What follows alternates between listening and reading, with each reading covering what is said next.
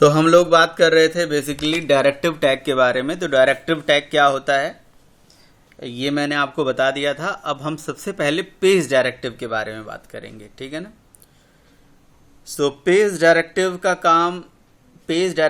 काम क्या होता है। पेज डायरेक्टिव का काम बेसिकली आप ऐसा बोल सकते हो कि किसी JSP जनरेटेड सर्वलेट पेज के अंदर इंफॉर्मेशन को ऐड ऑन करना, ठीक है।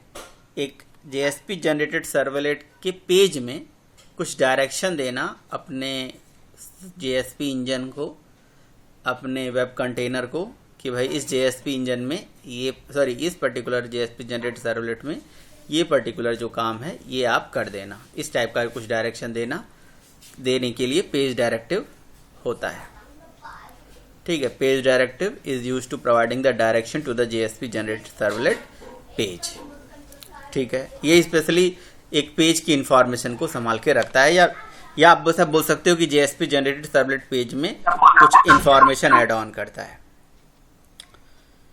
ठीक है। तो अब जैसे क्या क्या इंफॉर्मेशन होता है, जैसे और ये कैसे करता है, इंफॉर्मेशन कैसे ऐड ऑन करता है, इसकी क्या कहानी है, वो जरा हम डिस्कस करेंगे अभी। यहाँ पे क्या है, पता नहीं क्यों इतना सारा एरर है। इसको मैं डोंट सेव कर देता हूँ। मेरी स्क्रीन तो आप लोगों को दिख रही है ना? हाँ सर। तो हम लोगों ने JSP का कोई भी प्रोजेक्ट जो बनाया था उसी में हम, ये भी तो JSP का ही प्रोजेक्ट था, फाइनल प्रोजेक्ट। इसमें अच्छा यही वाला है। इसमें ये एरर क्यों आ रहा है? Multiple annotation was found. हमने ओपनिंग और क्लोजिंग भी करी है, हटा ही देते हैं, कोई बात नहीं। पेज डायरेक्टिव ख़त्म, हट ही गया। लो चलो एक नया पेज हम बना लेते हैं। सर स्क्रीन सर शेयर करना। स्क्रीन फिर से शेयर करूं? हाँ सर। तो इस पर्टिकुलर प्रोजेक्ट में देखिए मैं क्या करता हूँ, एक JSP पेज बना लेता हूँ किसी भी नाम से। मैं बना लेता हूँ पेज डायरेक्टिव एट्रीब्यूट, है ना। पेज डायरेक्टिव के नाम से एक प्रोजेक्ट बना लेता हूँ, ठीक है। चलिए, तो पेज डायरेक्टिव का काम क्या होता है भाई? किसी JSP जनरेटेड सर्वलेट पेज के अंदर कुछ इंफॉर्मेशन को ऐड ऑन करना, ठीक है ना। अब क्या इंफॉर्मेशन हो सकती है कि जैसे मान लो कि हमारे पास कोई भी एक जावा क्लास है, या मान लो कि और वो जावा क्लास को हम इसमें इंपोर्ट करना चाहते हैं, है ना। तो पेज डायरेक्टिव का एक एट्रीब्यूट है जिसका नाम है इंपोर्ट। अब जैसे फॉर एग्जांपल मैंने JSP में यहाँ जावा टैग यूज करना है, मतलब जावा कोड यूज करना है। तो किसी JSP में जावा कोड को यूज करने के लिए हमने लगा दिया स्क्रिप्टलेट टैग, ठीक है। ये स्क्रिप्टलेट टैग हमने लगा दिया, कॉपी एंड पेस्ट। इसको बड़ा कर लेते हैं। अब यहाँ पे मैं यूज करना चाहता हूँ कोई जावा की बनी बनाई क्लास, ठीक है। जैसे फॉर एग्जांपल मैं यूज करना चाहता हूँ डेट क्लास। तो हमने यहाँ पे लिख दिया out.println, और यहाँ मैं डेट क्लास का ऑब्जेक्ट बनाऊंगा न्यू डेट। अब डेट क्लास हमारी जो पाई जाती है वो, हाँ जी, तो देखिए मैंने यहाँ पे क्या है ना, डेट क्लास यूज करने जा रहा हूँ जो कि यूटिल पैकेज का है ना। तो अब यूटिल पैकेज को हमें इंपोर्ट करना है ना। केवल यूटिल पैकेज ही नहीं, कोई भी पैकेज अगर आपको ऐसे इंपोर्ट करना है किसी JSP में, तो आप क्या यूज कर रहे हो? सबसे पहले तो आप पेज डायरेक्टिव यूज कर रहे हो, और फिर उसके साथ कौन सा एट्रीब्यूट यूज कर रहे हैं? इंपोर्ट। तो इंपोर्ट हमेशा आप जहां पे भी लगाओगे तो इंपोर्ट का पर्पस होता है भाई किसी भी, और ये देखो इसने अलग से बना दिया, तो ऐसा कुछ जरूरी नहीं इसने अलग से बना दिया तो आप चाहें तो इसको हटा दीजिए। आप ये ऑलरेडी पेज डायरेक्टिव यहाँ लगा हुआ है जिसमें लैंग्वेज लिखा है, कंटेंट टाइप लिखा है और पेज इनकोडिंग है, 3 एट्रीब्यूट हैं। इसमें आप इंपोर्ट खुद लिख लीजिए और इंपोर्ट करके लिख दीजिए Java dot util dot date, ऐसे करके लिख दीजिए। ठीक है, java.util.date इंसर्ट सेमीकोलन, अच्छा ये पैरेंथेसिस लगाना पड़ेगा ना, ये देखिए, ठीक है। तो पेज डायरेक्टिव के यहाँ पे एट्रीब्यूट्स कौन कौन से जरा देखिएगा। सबसे पहला एट्रीब्यूट है जिसका नाम है लैंग्वेज। देखिए जब जेएसपी पे हम काम करते हैं ना, जेएसपी प्रोजेक्ट्स हम बनाते हैं, तो जेएसपी प्रोजेक्ट्स में क्या होता है कि भाई जेएसपी में अभी आप जावा की कोडिंग कर रहे हो, क्योंकि यहाँ पे जेएसपी जावा को ही सपोर्ट करता है और जावा की कोडिंग की फैसिलिटी हमें देता है, इसलिए यहाँ पे हम जावा यूज भी कर रहे हैं और हमें अपने जेएसपी इंजन को ये बताना पड़ता है, इंडिकेशन देना होता है कि भाई अभी हम इस जेएसपी में जावा की कोडिंग कर रहे हैं, और फिर इस पर्टिकुलर पेज को जावा में ही, मतलब रिस्पेक्टिव जावा में ट्रांसलेट कर देना। अगर नहीं भी कहते हो तो बाय डिफ़ॉल्ट होता ही होता है। देखिए किसी भी एट्रीब्यूट का जो डिफ़ॉल्ट चीज़ चलता है वो आपको यहाँ दिख जाता है। जैसे लैंग्वेज इक्वल टू जावा, ये डिफ़ॉल्ट है, अब लिखो या ना लिखो, ठीक है। बट कल को जेएसपी में मान लो किसी और लैंग्वेज की सपोर्ट आ गई, इसमें जेएसएन का सपोर्ट है, जावा स्क्रिप्ट का भी सपोर्ट है बहुत अच्छे से, इसमें पीएचपी का भी सपोर्ट है बहुत अच्छे से, तो you can specify language is equal to something else like PHP कुछ और। समझ में आ रहा है? तो अभी के लिए नहीं, अभी के लिए तो खैर, अभी के लिए जेएसपी दो चीज़ों पे डिपेंडेंट है, एक तरह से आप बोल लो। पहला कि ये एक ही प्रोटोकॉल को फॉलो करती है, वो है एचटीटीपी। दूसरा ये एक ही लैंग्वेज को सपोर्ट करती है, दैट इज़ जावा, है ना। तो मैं तो अभी यही यूज करता हूँ, मे भी कुछ और भी करती हो, मेरे समझ से बहुत बिल्कुल अलग है। मैं जितना जानता हूँ, मेरे पास जितना वो है जानकारी, वो इतना ही है। सर कौन सा प्रोटोकॉल सर? HTTP protocol. भाई अगर देखा जाए तो हमारे पास सर्वलेट के केस में जेनरिक सर्वलेट भी हुआ करता था, एचटीटीपी भी होता था, डू गेट डू पोस्ट होता था, बहुत सारे तरीके होते थे, और मतलब कई चीज़ों का वहाँ पे कंसेप्ट था। और वहाँ जेनरिक सर्वलेट जो बनाया गया था, वहाँ उसका पर्पस था कि भाई इसको जेनरिक बनाया जाए ताकि कल को कोई नया मतलब प्रोटोकॉल हो तो उसके लिए भी सर्वलेट को इम्प्लीमेंट करा जा सके। लेकिन JSP is specially to dependent to the HTTP protocol, ठीक है। तभी तो इसके अंदर जो क्लास है उसका या एपीआई जो है उसका नाम है JSP page, HTTP JSP page, है ना, इसी के नाम से है, क्योंकि एचटीटीपी को ही सपोर्ट करता है ये। तो लैंग्वेज का मतलब ये है, तो लैंग्वेज तो जान लो बाय डिफॉल्ट होता ही होता है। अच्छा, ये language is what and Java is what, इसको क्या बोलोगे? लैंग्वेज इक्वल टू जावा क्या बोलोगे? और ये पेज क्या है? समझ में आ रहा है? मैं फिर से बता रहा हूं, पेज एक डायरेक्टिव का नाम है और ये डायरेक्टिव को लिखने का तरीका है। और डायरेक्टिव शायद जेएसपी में पहला स्टेटमेंट होते हैं, सबसे टॉप पे लिखे जाते हैं। डायरेक्टिव टैग को टॉप पे लिखा जाता है। इसको ज़रा हम कहीं और लिख के देखते हैं। बाय डिफ़ॉल्ट तो वहीं लिख के आता है, हम यहाँ नीचे लिख के देखते हैं। ठीक है, चल रहा है, नीचे भी चल जाए, कोई दिक्कत नहीं है। मुझे लग रहा है नहीं चलेगा, लेकिन चल रहा है। ऊपर लिखने से थोड़ा सा मतलब समझ लो कि वो कोड की रीडेबिलिटी बढ़ा रहा है ना। नीचे भी चल रहा है, कोई दिक्कत नहीं। तो हाँ, इंक्लूड डायरेक्टिव तो हम कहीं पे भी लिख देते थे, वो मैंने ध्यान नहीं दिया, क्योंकि इंक्लूड भी तो आप लिख ही देते थे, वो भी एक डायरेक्टिव ही है। तो जनरली पेज डायरेक्टिव टैब ऊपर ही लिखा जाता है। आप इंपोर्ट वगैरह तो ऊपर ही लिखोगे ना क्लास में, ताकि पता चल जाए कौन कौन सी चीज़ें इंपोर्ट हुई हैं। तो ये डायरेक्टिव का एक सिंबल है, पेज डायरेक्टिव का नाम है, लैंग्वेज एट्रीब्यूट है और जावा उसकी वैल्यू है, ठीक है। अच्छा, इसी तरह से कंटेंट एक एट्रीब्यूट है, कंटेंट टाइप का मतलब जब जेएसपी आपको रिस्पांस देगी तो किस फॉर्म में देगी? टेक्स्ट एचटीएमएल देगी या ऑक्टेट स्ट्रीम देगी या क्या नाम है एक्सेल में देगी या आपको वर्ड में देगी, पीडीएफ में देगी, वो आप बता सकते हो। अगर आपको याद हो तो आप सब लोगों ने अपना जो डेटा है, यानी कि अगर सर्वलेट का डेटा अपने क्या नाम है ब्राउज़र में ना दिखा के अगर आप अपने सर्वलेट का डेटा एक्सेल में दिखाना चाहते हो, तो मैंने आपको सेट कंटेंट टाइप एक मेथड बताया था सर्वलेट में। सेट कंटेंट टाइप जो मेथड होता है वो किसी भी सर्वलेट के कंटेंट टाइप को सेट करता है कि रिस्पॉन्स किस कंटेंट टाइप में देगा। तो वो सेट कंटेंट टाइप ही ये कंटेंट टाइप नाम का एट्रीब्यूट है ये यहाँ पे, ठीक है, वो उसी नाम से है बस। अच्छा, यहाँ पे लिखा है बाय डिफॉल्ट टेक्स्ट एचटीएमएल।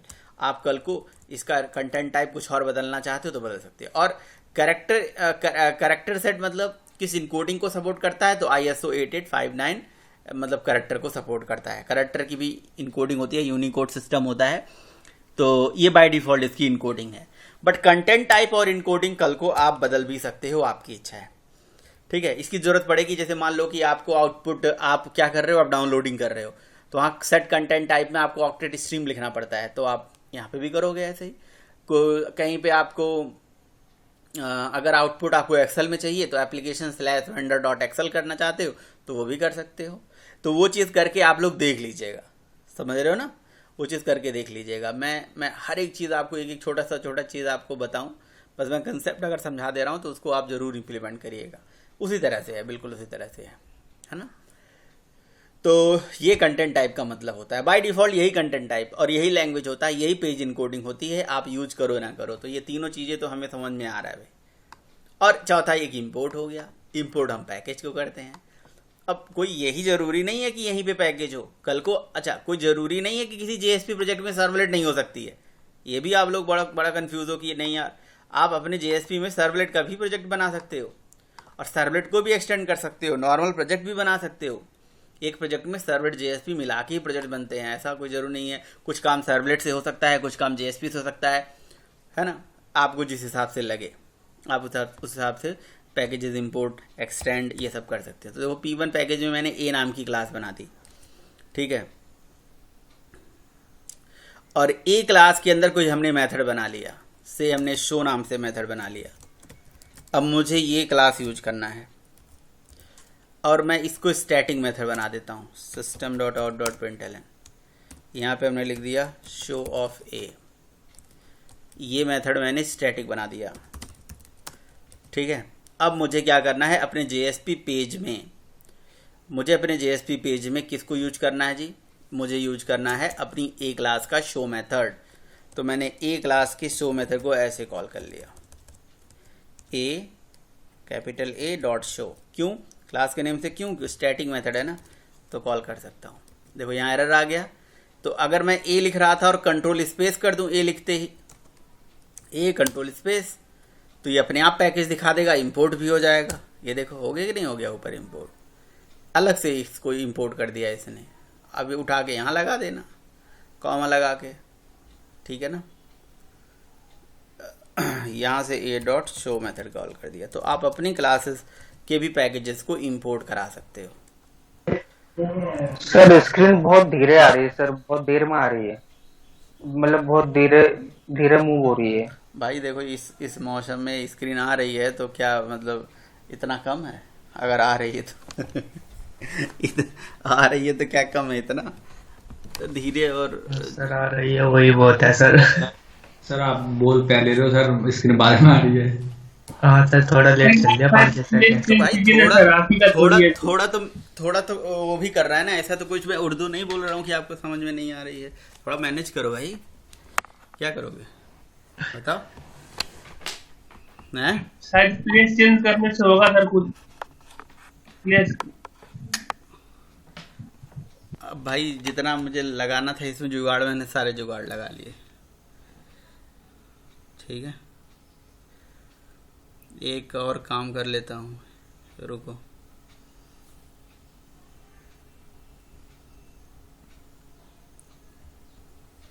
आ गया आप भाई, आया जहर, आया नहीं आया, अब जहर है तो जहर नहीं आया, कुछ और आ गया है। हैं? दौड़ता है सर, अभी नहीं आया। काटने के लिए दौड़ता है, आता है सर। आया सर, आया वो आया। अच्छा, सर अजगर आ गया। तो ये हमारा शो मेथड हमने कॉल कर दिया।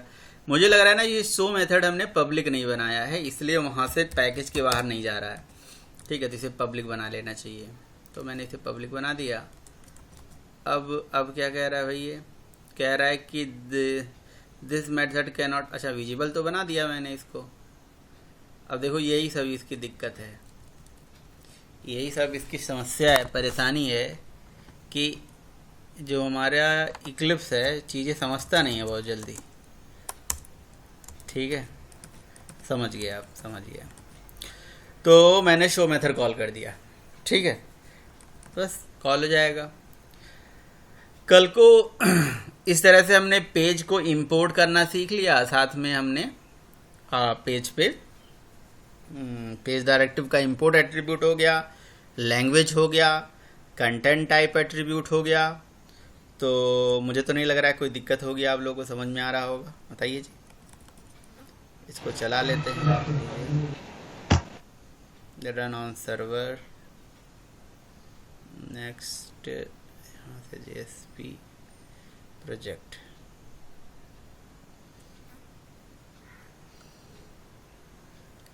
शो मेथड यहाँ का। अब बताइए आप लोगों को कोई क्वेश्चन, कोई क्वेरी, यहाँ पे कोई क्वेश्चन हो, कोई क्वेरी हो तो आप पूछ सकते हो। देखिए डेट क्लास का ऑब्जेक्ट बना दिया तो आज डेट आ गया, और साथ ही साथ जो है आपका जो शो मेथड हमने कॉल किया था वो नहीं आया। शो मेथड इसलिए नहीं आया ना क्योंकि शो मेथड का आउटपुट SOP में नहीं लिखा हुआ था ना, मुझे यहाँ से एक्चुअली रिटर्न करा देना चाहिए था। वाइड न करके इसका रिटर्न टाइप स्ट्रिंग ले लेते और यहाँ से कुछ रिटर्न कराते आप, तब आपको दिखता वहाँ पे। मैंने SOP में लिखा हुआ है तो ये रिटर्न, और यहाँ पे आपने लिख दिया शो, ठीक। एंड देन यहाँ से आप इसको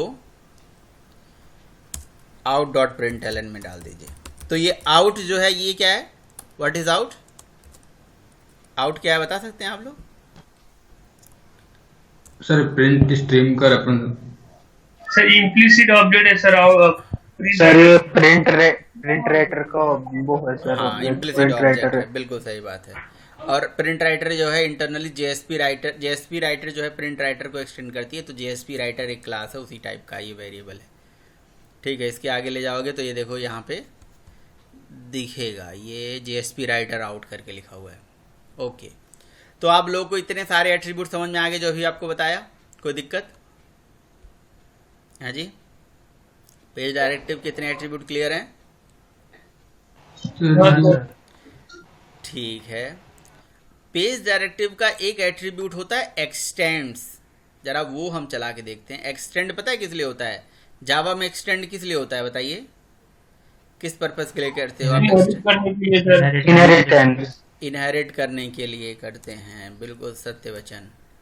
तो हमने एक्सटेंड यूज करना है जी, तो हम क्या करते हैं यहाँ पे लगा देते हैं एक्सटेंड्स, और उसके बाद यहाँ पे लिख देते हैं पैकेज का नाम डॉट क्लास का नाम, ठीक है। तो ये एक्सटेंड्स हमने कर दिया। एक्सटेंड्स करने के बाद अब हम क्या करेंगे, इसका कोई मेथड यहाँ बना लेते हैं। क्या मेथड बना ले?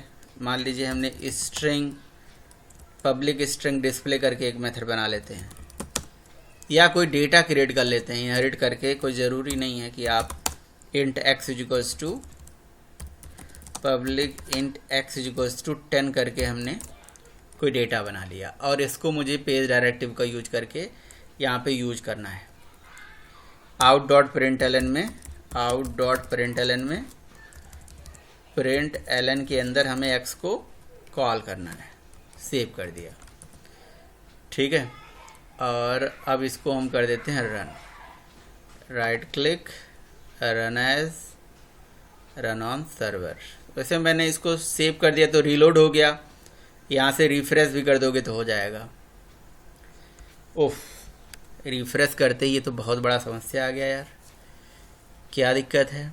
ये कह रहा है कि ये तो हो ही नहीं सकता है, कह रहा है unable to JSP Jasper exception, unable to compile the JSP, यानी कि ये कंपाइलेशन टाइम पे प्रॉब्लम आ गई। कंपाइलेशन समझते हो आप?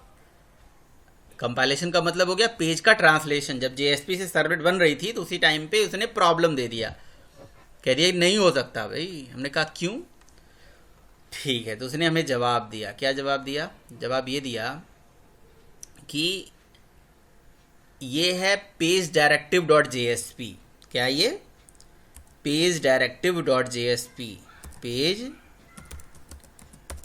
डायरेक्टिव डॉट JSP, और ये कंपाइल होके क्या बन जाती है? पेज डायरेक्टिव अंडरस्कोर लगता है, आगे लगता है, पीछे लगता है, क्या लगता है? ऐसे तो होता है, आगे लगता है सर। हाँ, आगे लगता है सर। आगे लगता है। तो आगे लगता है sir. Underscore page directive dot जावा, ये बन गई। ये कंपाइल होके बन गई, ठीक है ना। तो सबसे पहले क्या होता है कि पेज डायरेक्टिव डॉट जेएसपी को कंपाइल करके पेज डायरेक्टिव डॉट जावा में कन्वर्ट कर दिया जाता है, समझ रहे हो। अच्छा, और ये अंडरस्कोर पेज डायरेक्टिव डॉट जावा जो बनती है ये एक बेसिकली क्लास होती है। ये क्लास किसको एक्सटेंड करती है, अगर आपको पता हो, फॉर योर काइंड इन्फॉर्मेशन, किसको एक्सटेंड करती है, वेंडर स्पेसिफिक क्लास को, यानी कि एक्सटेंड करती है जेएसपी बेस नाम की क्लास को। ये जेएसपी बेस क्लास किसने बना रखा है, ये अपाचे वालों ने बना रखा है। और ये JSP base internally HTTP JSP base को एक्सटेंड करती है, और वो HTTP JSP base JSP page को करती है, ठीक है। इस तरह से ये फ्लो है, ये आप जानते हो, बहुत अच्छे से बता चुका हूँ। तो मुझे आप एक बात बताओ, जब आप किसी जेएसपी में कोई एक्सटेंड एट्रीब्यूट लगाओगे तो इसका मतलब आप अपने जेएसपी इंजन से बोल रहे हो कि हे जेएसपी इंजन, हे जेएसपी कंटेनर, आप क्या करिए, जब जेएसपी से सर्वलेट में इसको बदलिएगा तो इस क्लास को इसमें एक्सटेंड करा दीजिएगा। तो ये तो नॉर्मल फ्लो ऑलरेडी ये करता है, यानी कि जेएसपी क्लास जो बनती है इंटरनली वो तो ऑलरेडी किसी वेंडर स्पेसिफिक क्लास से एक्सटेंड करके बनती है। तो अगर आप इसको खुद ऐसे एक्सटेंड करोगे तो क्या समस्या आ जाएगी, खुद ऐसे एक्सटेंड करोगे तो समस्या ये आ जाएगी कि एक साथ दो क्लास एक्सटेंड हो जाएगी, और जो कि जावा में होता नहीं है, समझ रहे हो, इसलिए एरर आ गया था। समझ में आया कि नहीं आया, बताइए। यस सर, आ गया। आ गई ना बात। तो फिर आप अपनी क्लास में किसी सर दूसरे, नहीं आया सर। हाँ जी, सर ये समझा नहीं मैं। आप उस क्लास में नहीं थे ना, तो इसलिए आपको नहीं समझ में आ रहा है। आप वो प्रीवियस क्लास में नहीं थे। नहीं मतलब मैं ये एक्सटेंड जो हो रहा है, हम्म। हाँ सर, मतलब मैं बोल रहा हूँ ये एक्सटेंड जो हो रहा है ये देखिए, एक्सटेंड नहीं हो सकता है मैं क्या बता JSP देता में? हूँ, मैं एक बार बता देता हूँ, फिर से थोड़ा सा बता देता हूँ। जब एक जेएसपी से सर्वलेट बनती है ना, जैसे ये जेएसपी थी आपकी, अभी मैं एक्सटेंड हटा देता हूँ, ये लीजिए मैं एक्सटेंड हटा देता हूँ, ये मैं इसे भी हटा देता हूँ, ठीक है। इसको मैं सेव कर देता हूँ, इसको मैं टर्मिनेट कर देता हूँ एक बार, इसको रीज़न, ताकि मैं फिर से इसे चला दूँ आपके लिए। वैसे रीस्टार्ट कर देंगे सर्वर तब भी चल जाएगा। और यहाँ से मैंने इसको रन कर दिया सर्वलेट को, मतलब जेएसपी को, सॉरी। ओ, मैंने गलती कर दी ना, मुझे तो इसे नहीं चलाना था एक्चुअली, मुझे तो अपना पेज ही चलाना था, बस ये पेज चल गया, ठीक है। यानी कि जेएसपी हमारी चल गई। अब जेएसपी जब चली तो अगर आप सर्वर में जाके देखें, जहाँ पे आपका सर्वर है, तो मेरा सर्वर तो भाई सॉफ्टवेयर के अंदर, सॉफ्टवेयर के अंदर, सर अभी आप कहाँ पे हो, सर्वर पे हो क्या? मतलब हम लोगों को अभी एक्लिप्स का पेज ही दिख रहा है, मतलब आपका जो पेज में वो एरर। अब मैं जा रहा हूँ उस, अब जहाँ पे हमारा सर्वर इंस्टॉल्ड है उस लोकेशन पे मैं जा रहा हूँ, ठीक है। अच्छा, अभी तक यहाँ पे नहीं आया है। ओके, कोई बात नहीं, आ जाएगा। तो हाँ, मैं वेब ऐप के अंदर नहीं जाना है, मुझे वेब ऐप में नहीं जाना है, तो कहाँ जाना है, वर्क में जाना है, Catalina local host. Okay, actually मैंने क्या नाम है, इसको अपना सर्वर जो है ना आईडी से चला रहा हूँ, तो आईडी के केस में वो डायरेक्टली दिखता नहीं है, बट मैं किसी प्रोजेक्ट में आपको दिखाना चाह रहा हूँ, वहाँ देख लीजिए, उससे आप समझ लीजिए। जैसे ये देख लीजिए, मेरे पास एक इंडेक्स जेएसपी थी, अंडरस्कोर आगे नहीं लगता है, अंडरस्कोर पीछे लगता है, समझे, अंडरस्कोर आगे नहीं लगता है, किसी ने बता दिया था मुझे गलती। ये पेज डायरेक्टिव अंडरस्कोर डॉट जावा यहाँ ऐसे लगता है। तो आप यहाँ पे देख सकते हो कि हमारे पास एक इंडेक्स जेएसपी पहले कभी थी, तो उसकी इंडेक्स डॉट जावा ये बनी हुई है, और ये इंडेक्स डॉट जावा ऑलरेडी इस थोड़ा रुक जाइए सर। हाँ जी, हाँ सर, थोड़ा रुक जाइए सर, अभी अपाचे फोल्डर में ही है। अच्छा, देख रुक, तो अभी आ गया index.jsp। हाँ सर, ये देखा आपने इंडेक्स जेएसपी, और ये दिख रही है इंडेक्स डॉट जेएसपी किसको एक्सटेंड हाँ कर रही है, HTTP जेएसपी बेस को एक्सटेंड कर रही है, HTTP JSP बेस को कर रही है, जो कि इस पैकेज में होती है। यानी कि दिखा कि नहीं दिखा, पहले ये बताइए। सर नहीं दिखा अभी, थोड़ा रुक जाइए, आ जाएगा। हाँ बिल्कुल बिल्कुल। क्वेश्चन कर रहा है, ओके ओके। तो ऐसे ही जो आपने अपना बना रखा है क्लास ना, ये JSP बना रखी है जिसका नाम है ये JSP, ये वाली JSP ना, पेज डायरेक्टिव डॉट JSP, तो इसका भी जावा बनता होगा और वो भी एक्सटेंड करती होगी किसको, JSP HTTP JSP बेस को एक्सटेंड करती होगी इसको। हाँ हाँ, अच्छा समझ गया। समझ गए आप? ओके, तो दो बार हाँ हाँ समझ गया, दो बार एक्सटेंशन हो रहा है जो कि पॉसिबल नहीं है। दो बार जावा। एक्सटेंड नहीं हो सकता, बिल्कुल सही बात है। तो फिर कैसे करा जाए फिर?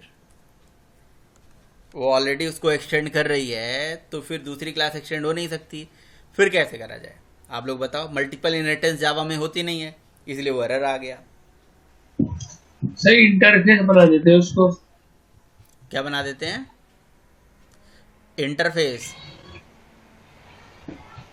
इंटरफेस बना दोगे तो और समस्या आ जाएगी।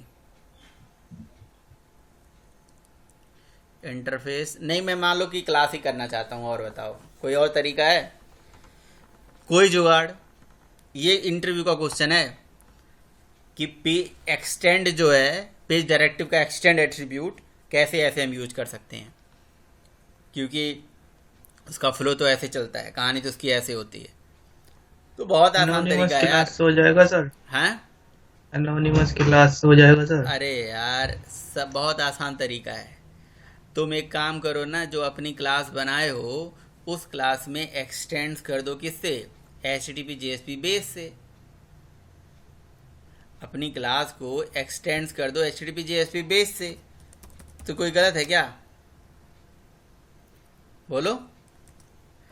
तो अब ये कहेगा HTTP JSP बेस क्लास में बहुत सारे एब्स्ट्रैक्ट मेथड पड़े हुए हैं, उनकी इंप्लीमेंटेशन दो।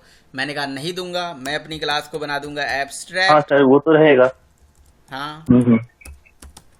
ये देखिए हमने अपनी क्लास को एब्स्ट्रैक्ट बना दी। हमने जो एक JSP जब सर्वलेट में बदलती है तो वो जो बने बनाई क्लास से एक्सटेंड करके बनती थी ना, उससे हमने एक्सटेंड नहीं करा। अब हमने क्या कर दिया, अपनी क्लास में उसी क्लास को ही एक्सटेंड करा लिया, ये लो, और अपनी क्लास को एब्स्ट्रैक्ट बना दिया। अब आप देख रहे हो मैंने क्या जुगाड़ लगाया? हाँ सर।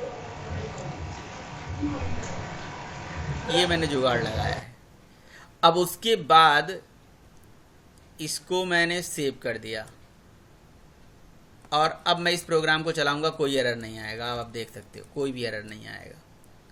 तो इसका मतलब ये चीज़ आपको फॉलो करना ही करना है जब भी आप इस तरह से काम करोगे, यानी कि जब भी आप इनहेरिटेंस करोगे तो आपको ऐसे चलाना। देखो 10 वेरिएबल यहाँ पे आ गया ना, 10 यहाँ पे आ गया जो कि यहाँ पे डिक्लेयर्ड था, ये वेरिएबल प्रिंट हो गया। आपने कहा कैसे हो गया, क्या कहानी हुई? कहानी जानना चाहते हो आप? तो कहानी जानने के लिए देखो, अब इक्लिप्स में तो पता नहीं किस लोकेशन पे होती है, इसलिए मैं यहाँ से प्रोग्राम को टर्मिनेट करता हूँ, स्क्रीन क्लियर करता हूँ, और ये जो प्रोजेक्ट है ना आपका JSP प्रोजेक्ट, इसको पूरा एज इट इज़ कॉपी कर लेता हूँ और इसको अपाचे के वेब ऐप में डाल देता हूँ डायरेक्टली, मतलब डिप्लॉय कर देता हूँ, समझ रहे हो ना, डायरेक्ट डिप्लॉयमेंट कर देता हूँ वेब ऐप में। ये कर दिया सर। ऑलरेडी तो वो भी तो एक्सेप्ट करता ही होगा ना सर, JSP पेज भी तो ऑलरेडी करता ही होगा उसको। पढ़ा लूँ बोलो। पढ़ाइए सर। हाँ तो पढ़ा लेने दो, फिर जब क्वेश्चन पूछने की जब बात करता हूँ तभी क्वेश्चन पूछा करो। जब तक क्वेश्चन पूछने की बात नहीं कर रहा हूँ तब तक धैर्य रखना चाहिए कि हो सकता हो कि हमारा क्वेश्चन का आंसर मिल ही जाए हमें। ठीक है, आप लोगों को स्क्रीन दिख रही है मैं क्या कर रहा हूँ? मैं इक्लिप्स में प्रोजेक्ट नहीं चला रहा हूँ, अब मैं अपना प्रोजेक्ट मैन्युअली अपाचे के वेब ऐप फोल्डर में डाल दिया हूँ। ठीक है, और सर्वर को स्टार्ट कर दिया हूँ, स्टार्टअप, सर्वर स्टार्ट हो गया। ये मैं डायरेक्ट डिप्लॉयमेंट कर रहा हूँ, मतलब कहने का ये है। और उसके बाद यहाँ से इस प्रोजेक्ट को दोबारा रन कर देता हूँ क्योंकि उस जगह पे तो पड़ा ही हुआ है, अभी डिप्लॉय हुआ नहीं पूरा लग रहा है, अभी सर्वर स्टार्ट नहीं हुआ है। स्क्रीन तो दिख रही होगी आप लोगों को। हाँ सर, HTTP 404 बता रहे हो। हाँ थोड़ा सा अंतर आ जाता है बहुत। अभी सर्वर स्टार्ट हो गया। अभी सर्वर पूरा स्टार्ट नहीं हुआ है, मुझे लग रहा है। Startup, server startup. ठीक है जी, एक बार मैं ये सारा हटा के देखता हूँ जरा, मैं मेरा सर्वर चल रहा है क्या? हाँ चल गया। अब यहाँ से हम स्लैश करके लिखेंगे JSP प्रोजेक्ट। मैंने JSP प्रोजेक्ट को ही डाला था ना, ये ज़रा मैं चेक कर लूँ, मैंने JSP प्रोजेक्ट को डाला था कोई और चीज़ डाल दिया था? JSP प्रोजेक्ट, हाँ JSP प्रोजेक्ट ही डाला था मैंने। वेब कंटेंट, पेज डायरेक्टिव, ये चल क्यों नहीं रहा है? पेज नॉट फाउंड मिल रहा है। कोई नहीं, इसको हटा देता हूँ, मैं डायरेक्ट प्रोजेक्ट ही रन करता हूँ। चल तो गया, फिर ये पेज क्यों नहीं चल रहा है? Page directive dot JSP page, चल जा भाई। ये पेज में कोई प्रॉब्लम तो नहीं ना आ गई? Does not exist, the original server did not. इसका नाम रीनेम कर देते हैं, इसका नाम कर देते हैं ABCD। इस बार मैंने नाम बदल दिया JSP का। सर्वर मैनुअली बंद करके फिर से स्टार्ट कर लेते हैं, ठीक है? मे बी वो नाम एग्जिस्ट हो, इस वजह से वो दिखा नहीं रहा।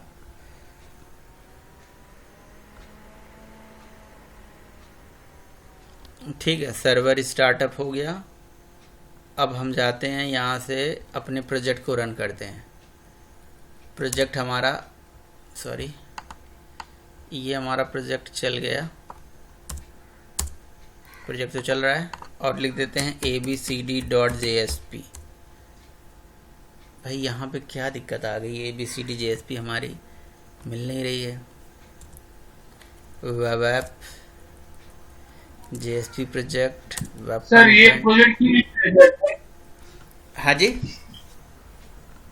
क्या कह रहे हो? सर डायरेक्ट ABCD लिखिए ना सर, स्लैश देके डायरेक्ट ABCD। तो और क्या किया हूँ यहाँ पे? वही तो लिखा हूँ, और क्या लिखूंगा? आपने प्रोजेक्ट भी लिखे ना सर, प्रोजेक्ट लिखे आगे, प्रोजेक्ट तो समथिंग। ये उसी प्रोजेक्ट में ही है, प्रोजेक्ट से बाहर है? ये प्रोजेक्ट के अंदर का ही पार्ट है, प्रोजेक्ट के बाहर का पार्ट है ये? बोलो। आपने तो प्रोजेक्ट का बाहर का पार्ट है सर, पता नहीं सर, नहीं दिखाई दे रहा है मेरे को। अरे तुम्हारे पास इतना तो दिमाग होना चाहिए कि कोई प्रोजेक्ट, कोई JSP पेज किसी प्रोजेक्ट के अंदर बनती है या अलग से बन जाती है? किसी फोल्डर के अंदर होती है या अलग से बन जाती है? अच्छा, ये प्रोजेक्ट फोल्डर है सर। यार तुम कैसे, मैं तुम्हें बताऊं भाई। सर ये स्क्रीन आपका ऊपर नीचे पता नहीं चल रहा है सर। स्क्रीन ऊपर नीचे है, पता नहीं चल रहा है? JSP तो हमेशा प्रोजेक्ट के अंदर ही रहती है। क्या सर वो भी होती है ऊपर नीचे? हैं? सर वो भी होती है ऊपर नीचे जैसे पेज? क्या मैं बताऊं यार। सर शायद सर ये वाला फाइल उसे मिल नहीं रही बिल्कुल भी सर। ये फाइल नहीं मिल पा रही है ना? कोई बात नहीं, कई बारी एरर Yes, जो है। sir. अच्छा, इसको रजिस्टर देखो, रजिस्टर HTML भी नहीं मिल रही है ना? जो कि ओके, पता है दिक्कत क्या आ गई? मैं बताता हूँ। दिक्कत एक्चुअली ये आ गई ना, मैंने प्रोजेक्ट का वार फाइल बना के डिप्लॉय नहीं किया, समझ रहे हो ना? ये डायरेक्ट, एक्चुअली देखो इसका रीज़न मुझे पता चल गया कि ये क्या प्रॉब्लम आ गई। प्रॉब्लम ऐसा होता है ना कि देखो, जो हमारे प्रोजेक्ट होते हैं ना, वो ID स्पेसिफिक होते हैं। जैसे हर अपने सर्वर का एक डायरेक्टरी स्ट्रक्चर होता है कि सर्वर इस तरह से डायरेक्टरी स्ट्रक्चर समझता है। जैसे फॉर एग्जांपल, ध्यान से सुनना आप, जब मैंने अपाचे में कोई प्रोजेक्ट कभी भी चलाया होगा तो मैंने अपना एक डायरेक्टरी स्ट्रक्चर बनाया होगा। ऐसे देखो, वेब आइनफ, क्लासेस, लीव, XML बनाया ना, ठीक है। लेकिन अगर मैं यहाँ पे दिखाऊँ आपको, तो यहाँ पे ये वेब कंटेंट बना है, फिर वेब आइनफ बना है, फिर XML बना है ना? तो ये जो वेब कंटेंट नाम का फोल्डर है, ये गलती हो गई ना हमसे। ये फोल्डर यहाँ पे आइडेंटिफाई नहीं करी जाती है, मतलब इस तरह से डायरेक्टरी स्ट्रक्चर मतलब आपका जो सर्वर है वो एक्सेप्ट नहीं करता है। तो आपने कहा फिर कैसे करें, तो या तो आप मैनुअली जाओ वेब आइनफ क्लासेस लिब एक्सएमएल बनाओ, या आप एक काम करो इसका वार फाइल बना दो, यानी कि प्रोजेक्ट को मारो ऐसे डिलीट और इसका वार फाइल बनाओ और वार फाइल बना के उसके अंदर डिप्लॉय करो। यहाँ से एक्सपोर्ट में जाओ और यहाँ से लिखो एक्सपोर्ट वार फाइल, और इसका नाम यही रहने दो और डेस्टिनेशन फोल्डर आप दे दो यहाँ से ये फिनिश। ठीक है, अब ये वार फाइल को डिप्लॉय कर दो। अच्छा, आपको पता है कि जब कोई वार फाइल आप डिप्लॉय करते हो किसी प्रोजेक्ट में तो ये इंटरनली एक्सट्रैक्ट होती है अपने आप, और वो सर्वर अपने आप एक्सट्रैक्ट करता है। ऐसे एक्सट्रैक्ट करता है, समझ लो कि जैसे मैंने ये वार फाइल डाल दिया है ना, अभी आप देखना ये अपने आप एक्सट्रैक्ट होके आ जाएगा। जैसे ये uploading.var को मैंने किया हुआ है तो इसे एक्सट्रैक्ट होके इस तरह से आ गया, देख रहे हो, वेब इनफ, मेटा इनफ, फनाला डिमाका आया कि नहीं आया है। उसी तरह से अगर मैं अपनी इस पर्टिकुलर वार फाइल को जेएसपी प्रोजेक्ट को मैंने क्या करा, डिप्लॉय करा, अब मैं सर्वर को चलाऊंगा, आप देखना सर्वर को चलाऊंगा और जैसे ही प्रोजेक्ट को रन करूंगा ना, सर्वर को चलाने के बाद प्रोजेक्ट को रन करूंगा तो ये वार फाइल एक्सट्रैक्ट होके फोल्डर अपने आप बना देता है, सर्वर अपने आप फोल्डर बना देता है इंटरनली। ठीक है, देखिएगा, ये देखिए ये प्रोजेक्ट हमारा अभी चलने लगेगा। ये नहीं मिल रहा था ना इसको, अब देखना ये मैंने करा रिफ्रेश। एक मिनट रुक जाओ, मैं केवल जेएसपी प्रोजेक्ट को चलाता हूँ। ये मैंने जेएसपी प्रोजेक्ट चला दिया। अब मैंने लिखा abcd.jsp, abcd था या abc था। अब ज़रा देखो आप बैक करके कि यहाँ पे ये था ना हमारे प्रोजेक्ट का नाम जेएसपी प्रोजेक्ट। ये देखो जेएसपी प्रोजेक्ट का ये देखो फोल्डर बन के आ गया कि नहीं आ गया, अपने आप बन के आ जाता है। और हमारे जेएसपी का नाम पेज डायरेक्टिव था, abcd नहीं है, सॉरी, वो abcd पहले मैंने बनाया था। तो यहाँ पे हम लिख देंगे पेज डायरेक्टिव .jsp। ये देखो चला कि नहीं चला। तो मेरी बात समझ में आ गई क्या प्रॉब्लम है। चलो, एक प्रॉब्लम मतलब कुछ अगर हम गलती करते हैं तो हमें कुछ सीखने को मिलता है। समझ में आ रहा है कि क्या दिक्कत थी। Yes sir.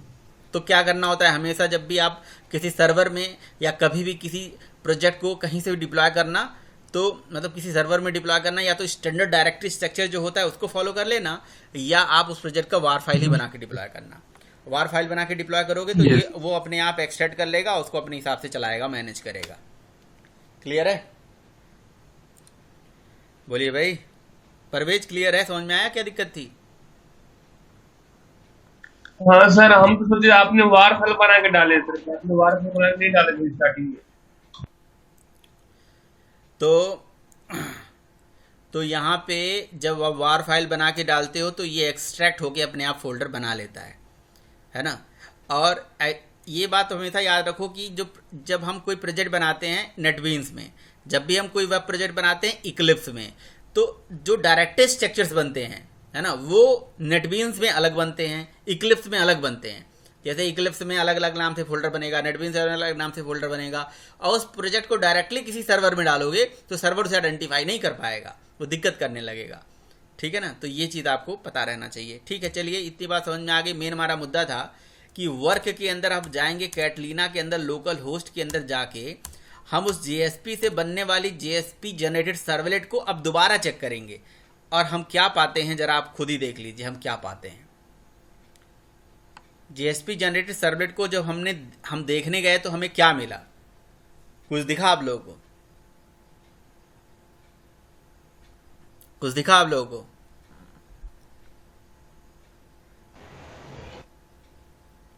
नहीं दिखा?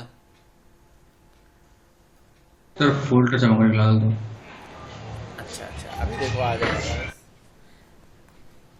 एंटर जाओ टैग।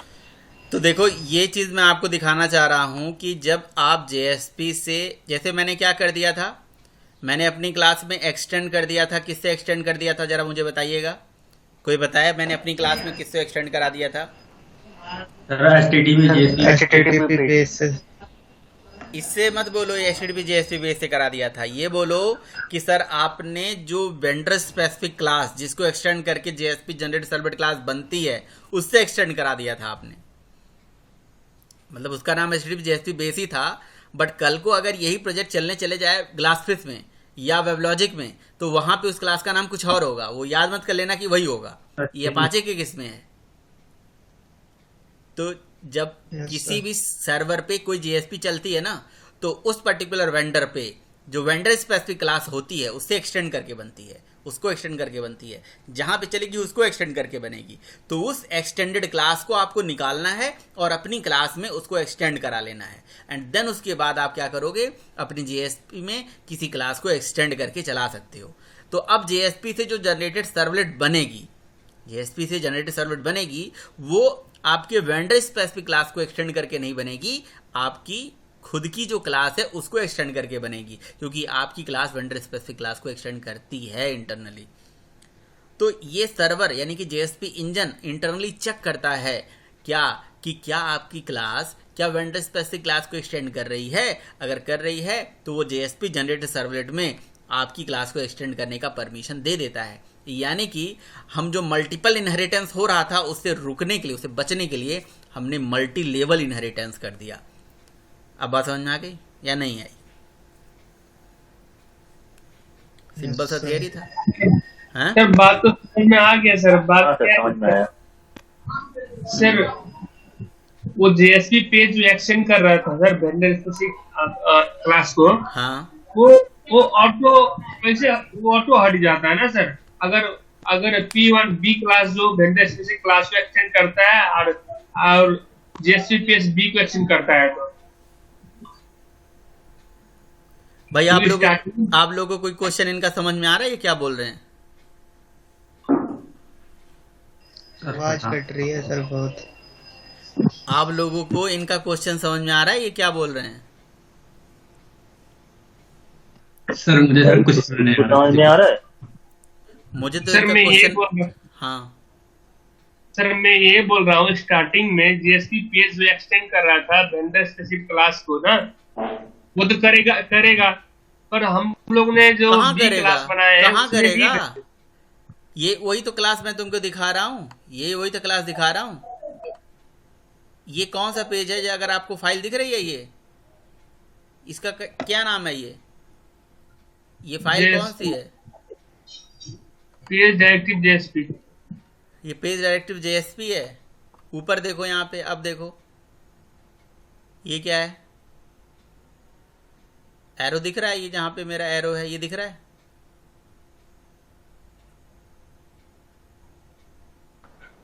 नहीं सर ठीक है सर। समझ में आ गया? हाँ सर। तो सर ये फाइनल खुद ही बना देता है ये वाली क्लास? बिल्कुल सब बनता है, ये हम नहीं बनाते हैं। अच्छा हाँ ठीक है सर। तो कहने का मतलब है कि जब भी आप अपने किसी JSP पेज में एक्सटेंड एट्रीब्यूट यूज करना है तो उसके लिए टर्म्स एंड कंडीशंस हैं। क्या टर्म्स कंडीशन है? अगर आप एक्सटेंड एट्रीब्यूट कर रहे हो यूज, पेज डायरेक्टिव का एक्सटेंड एट्रीब्यूट यूज कर रहे हो तो उसके क्या टर्म्स कंडीशन है?